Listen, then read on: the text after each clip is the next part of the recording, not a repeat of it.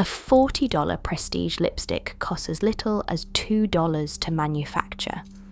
That markup is not funding a better formula, it is funding a brand machine. No brand sponsored this video. No affiliate links, no PR packages, no paid placements.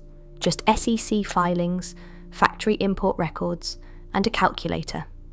10 makeup brands ranked by the gap between what they charge and what their products actually cost to make.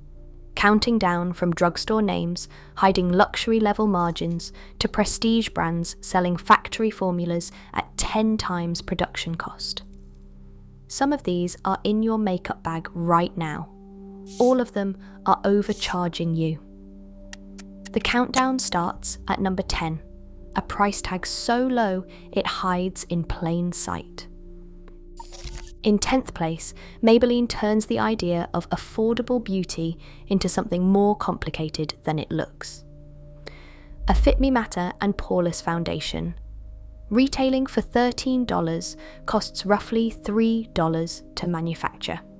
L'Oréal's financial disclosures for 2024 reveal a 74.2% gross margin, meaning 75 cents of every dollar stays with the company after covering ingredients, packaging, and labor.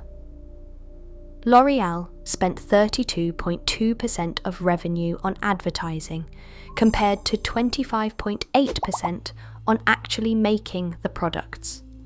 For every dollar that goes into producing your foundation, $1.25 goes into convincing you to buy it. At Maybelline, the low price tag is real, but the profit margin behind it is identical to brands charging 4 times as much. Number 9. Morphe sold eyeshadow palettes at $25 to $42, backed by collaborations with James Charles, Jaclyn Hill, and Jeffree Star. The products traced back to Chinese private label factories supplying generic palettes on wholesale sites for $3.80 per unit. The markup covered influencer deals, not better pigment. A class action lawsuit alleged some palettes contained colour additives not approved by the FDA for use near the eyes.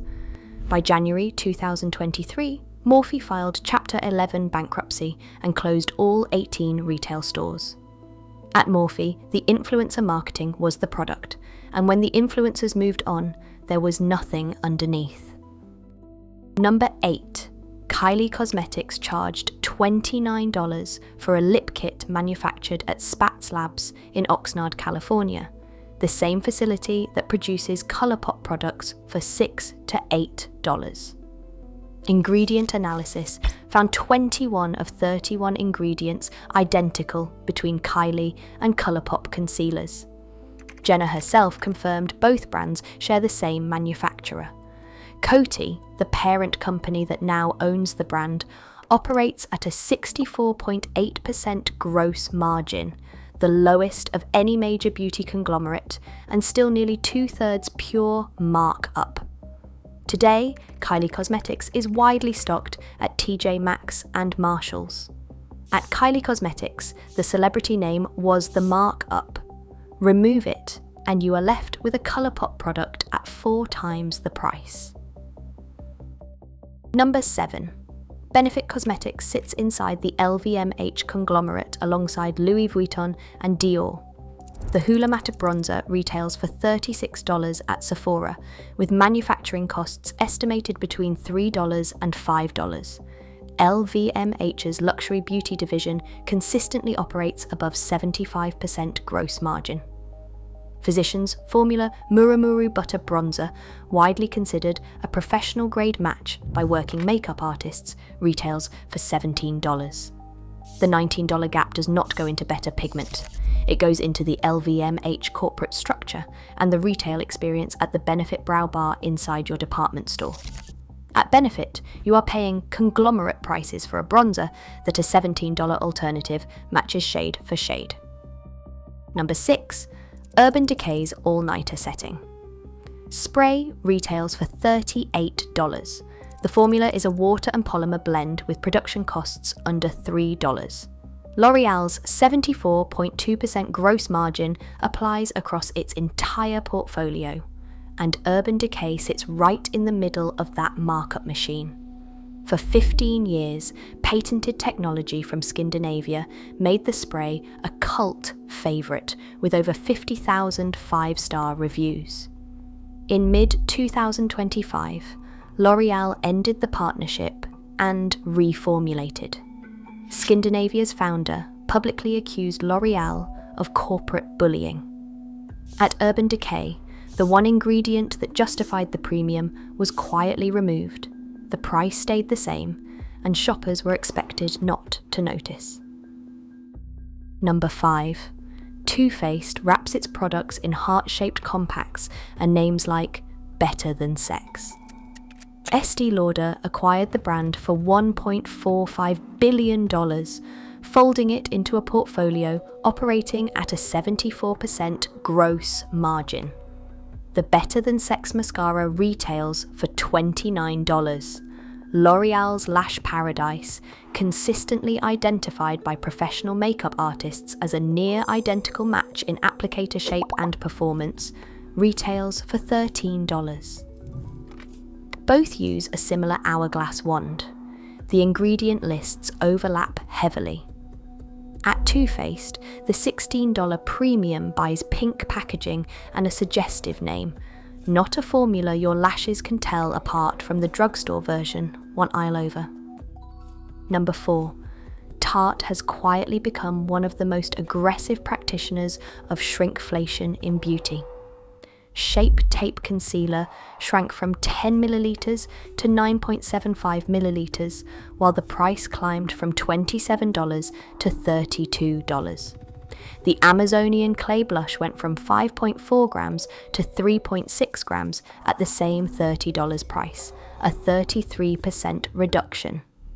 The ELF 16-hour Camo Concealer matches Shape Tape at $7, a 77% savings that professional reviewers rate as functionally equivalent. Tarte's parent company Kosei does not disclose brand-level margins, but the shrinkflation math speaks for itself. At Tarte, the sticker price goes up, the product insert goes down, and a $7 alternative keeps performing the same as the original. Number 3.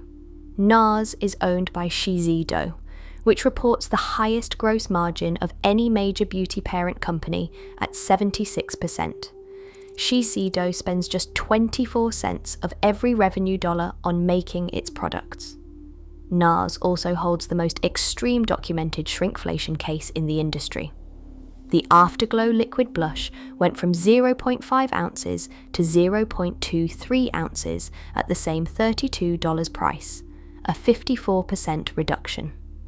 The Radiant Creamy Concealer at $36 is consistently matched by Maybelline Instant Age Rewind at $11.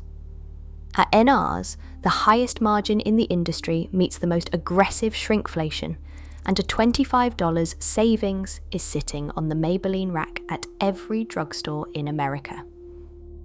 Number 2. MAC Cosmetics built its reputation at the makeup counter, and for decades the prestige felt earned. Estée Lauder's 74% gross margin means that on a $40 Studio Fix Fluid foundation, roughly $10 covers everything from pigments to packaging to factory labour. The remaining $30 covers marketing and corporate overhead. MAC products come from the same Estée Lauder plants in Ontario and Belgium that produce Clinique, Bobbi Brown, and La Mer, a skincare line selling moisturiser for over $350. Maybelline Fit Me at $11 and Wet n Wild Photo. Focus at $5 are both cited by professional artists as functional matches. At MAC, the black packaging and the counter experience account for the $29 to $35 difference between what you pay and what the product is worth. And finally, in first place, Charlotte Tilbury stands as the clearest example of what the modern beauty markup looks like. Import records document 2,729 shipments from Intercos, an Italian contract manufacturer serving 24 of the top 30 beauty brands across every price tier. The Hollywood Flawless Filter retails for $49. The ELF Halo Glow Liquid Filter retails for $14. Both contain porcelain flower extract. The Pillow Talk lipstick sells for $35. Maybelline Touch of Spice, a near-identical rosy nude mauve, sells for $7.49. Puig, Charlotte Tilbury's parent company, operates at a 74.9% gross margin, meaning roughly $12 of that $49 filter covers ingredients, the glass bottle, the rose gold cap, and every minute of factory labour. The remaining $37 is brand, marketing, and the feeling of walking out of a Charlotte Tilbury store. At Charlotte Tilbury, the gulf between what you pay and what you get is the entire business model. Across all 10 brands, one pattern is impossible to ignore.